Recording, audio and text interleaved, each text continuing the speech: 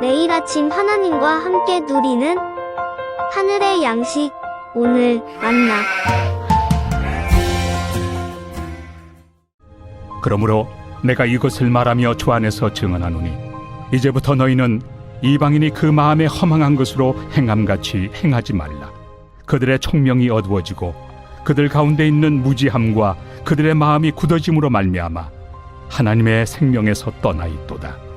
그들이 감각 없는 자가 되어 자신을 방탕에 방임하여 모든 더러운 것을 욕심으로 행하되 오직 너희는 그리스도를 그같이 배우지 아니하였느니라. 진리가 예수 안에 있는 것 같이 너희가 참으로 그에게서 듣고 또한 그 안에서 가르침을 받았을진데 너희는 유혹의 욕심을 따라 썩어져가는 구습을 따르는 옛사람을 벗어버리고 오직 너희의 심령이 새롭게 되어 하나님을 따라 의와 진리의 거룩함으로 지으심을 받은 새 사람을 입으라. 바울은 4장의 말씀을 통해 우리가 성도로서 해야 할 그 역할이 있음을 강조하기 시작합니다. 하나님의 은혜로 구원을 받고 그리스도의 몸된 교회로 지음을 받은 그 성도들이 교회로서 해야 할 그 역할이 무엇인지 하나씩 알려주고 있는 말씀이죠. 바울은 먼저 너희가 부르심을 받은 일에 합당하게 행하라고 권면하였습니다. 하나님의 부르심에 합당하게 행하는 그 구체적인 행동이 무엇이었습니까? 바로 성령이 하나 되게 하신 것을 힘써 지키는 것이었죠. 모든 겸손과 온유로 하고 오래 참음으로 사랑 가운데서 서로 용납하고 평안에 매는 줄로 성령이 하나 되게 하신 것을 힘써 지키는 것, 이것이 부르심에 합당하게 행하는 성도의 적극적인 행동이었습니다. 여기서 더 나아가 바울은 부정적인 것을 경계하라는 권면의 말씀을 하고 있습니다.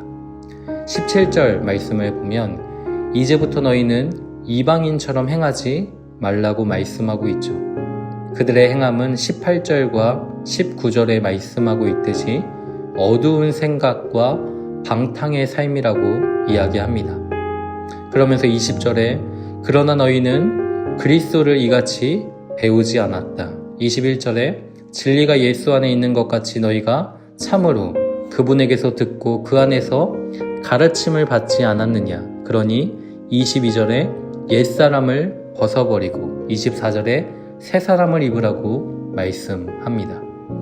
그러니까 바울은 옛사람과 또 새사람을 대조하여 우리가 경계해야 할 것이 무엇이고 또 우리가 붙들고 힘써야 할 것이 무엇인지 말씀하고 있다라는 것이죠. 그러면 우리가 경계해야 할 것이 무엇입니까? 17절 말씀을 다시 보면 이제부터 너희는 이방인처럼 행하지 말라고 말씀합니다. 여기서 이방인처럼 행한다라는 것은 헛된 마음을 따라 행하는 것을 의미합니다. 이방인들이 생각하는 바가 허망하고 덧없음을 보여주는 말씀이죠. 이런 헛된 마음을 따라 행하는 그 이방인들의 모습이 어떠합니까? 18절 말씀을 보면 생각이 어둡다라고 말씀하고 있고 19절 말씀을 보면 감각이 없다라고 말씀합니다.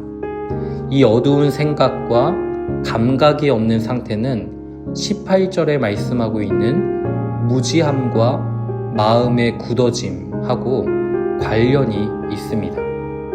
하나님에 대한 바른 지식이 없는 그 무지함이 어두운 생각을 가져왔고 또 마음의 굳어짐 때문에 그 완고한 마음이 감각이 없는 상태로 이끌었다라는 말씀이죠. 그러니까 하나님에 대한 바른 지식이 없으면 어두운 생각이 우리 안에 자리하게 되고 마음이 닫혀 감각이 없는 자로 살아가게 된다라는 것입니다. 결국 어두운 생각과 감각이 없는 이 마음의 상태는 하나님의 생명에서 떠나 자신을 방탕에 내던지는 삶을 살게 하는 것이죠. 탐욕과 또 더러움에 빠져 허망하고 덧없는 삶을 살아가게 한다라는 것입니다. 그런데 이러한 이방인과 같은 모습은 구원받은 우리의 삶에도 충분히 나타날 수 있습니다. 예를 들어 밀가루 반죽이 놓여 있습니다. 이제 막 그 반죽을 했다면 그 반죽은 손으로 살짝 건드리기만 해도 손가락 자국이 생길 만큼 부드러울 것입니다. 그런데 그 반죽을 건조한 곳에 방치해두면 어떻게 됩니까? 얼마 지나지 않아 딱딱하게 변하고 마는 것이죠. 성도의 마음도 마찬가지입니다. 성령으로 거듭나서 하나님의 은혜 안에 있을 때에는 우리의 마음은 부드러운 마음이지만 은혜의 영향으로부터 멀어지고 나면 얼마 지나지 않아 굳은 마음이 된다라는 것이죠. 물론 성도의 그 굳은 마음은 거듭나기 이전에 하나님께 반응하지 않던 그 돌같이 굳은 마음은 아니지만 그런 상태를 방불할 만큼 굳어질 수 있다라는 것이죠. 죄인의 마음은 거듭나게 하시는 그 성령의 역사가 없이는 본질적으로 바뀌지 않습니다. 돌같이 굳은 마음을 제거하고 또 부드러운 마음을 주시는 그 성령의 역사가 없이는 하나님을 향한 온유함을 회복할 수 없는 것이죠.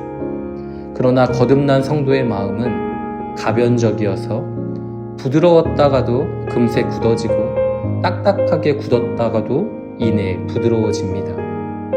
그렇기에 성도는 언제나 하나님의 은혜 안에 머물기를 사모해야 하는 것이죠. 그리스도 안에 진리가 있고 또 그리스도는 진리로 말씀하시고 진리로 행하시기에 그리스도 안에 머물며 진리에 대한 배움과 또 순종이 우리 안에 계속 이루어질 때 헛된 마음을 따라 행하는 삶에서 벗어날 수 있다라는 것입니다. 죄와 결탁하여 굳어진 마음으로 이끌어지는 그 삶을 경계할 수 있는 것이죠. 사랑하는 성도 여러분, 우리는 하나님을 따라 의와 진리의 거룩함으로 창조된 그 새 사람을 이미 입은 자들입니다. 헛된 마음을 따라 행하는 자가 아니라 그리스도께 배운 진리를 따르는 자들이죠. 새 사람이 되었다라고 해서 옛사람의 모습이 나타나지 않는 것이 아닙니다. 그렇기에 늘 우리의 마음을 새롭게 해야 합니다. 23절에 성령은 심령을 새롭게 한다라고 말씀하고 있죠. 우리의 생각과 마음을 새롭게 하시는 분이 바로 성령입니다. 성령은 진리를 알게 하시고 그 알게 된 그 진리를 따라 살아가도록 우리를 도와주십니다.